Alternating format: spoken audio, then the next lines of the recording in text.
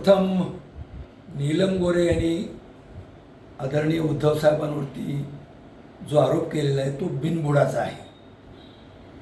कारण त्यांना शिवसेनेने जी उंची दिली ती उंची देताना शिवसेनेने हा विचार केला नाही की ह्या बाई उद्या अशा प्रकारे बेईमान होतील असं त्यांना वाटलं नव्हतं.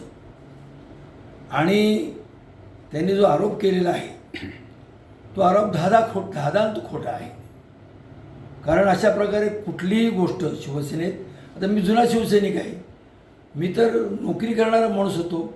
मी नवी मुंबई महापालिकेमध्ये ward committee chairman, standing committee chairman, सभागृह नेता ह्या सर्व पदावरती गेलो.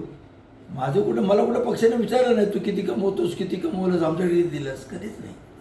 ह्या खोटं बोलतात आणि ते खोटं बोलून त्यांना त्या पक्षामध्ये मोठेपण मिळवायचं आहे, कुठेतरी मेंद्यांची शाबासकी त्यांना मिळवायची आहे. त्यामुळं ह्यांनी जे केले बेईमानी केले. कारण बाबा 4 वेळा त्यांना MLC दिली गेली, उपसभापती विधान परिषद आणि शेवटी सभापती ह्या सर्व पदावरती गेल्यानंतर आज लोकांनी सर्व महाराष्ट्रात सांगितलं लाखो रुपये त्यांनी अनेक लोकांकडे घेतले प्रश्न मांडण्यासाठी, प्रश्न लावण्यासाठी, एखादी लक्षवेधी लावण्यासाठी.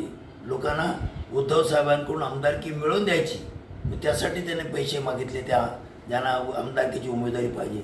अशा अनेक गोष्टी पुढे आल्या.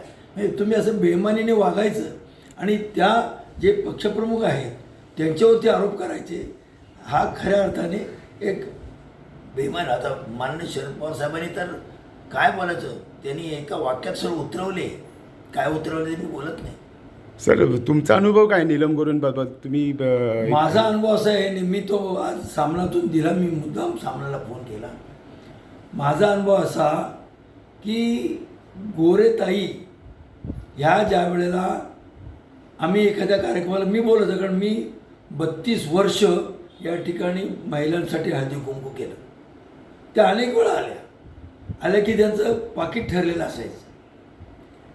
ते पाकीट जाताना त्यांच्याबरोबर असलेली जी मुलगी, गरीब मुलगी असायची, तिच्या हातात मिळाल्याशिवाय त्या गाडीत बसायच्या नाही. ही वस्तुस्थिती आहे. आणि मी शाखा प्रमुख होतो. 300 रुपयाचं पाकीट घ्यायचं. काय आपली क्षमता, काय आपली कुवत, ह्या समजून घ्यायचं. तुम्ही कोणावरती सूर्यावरती थुंकण्याचा प्रयत्न करताय, तुम्हाला तुमच्या आयुष्यामध्ये समाधान मिळणार नाही.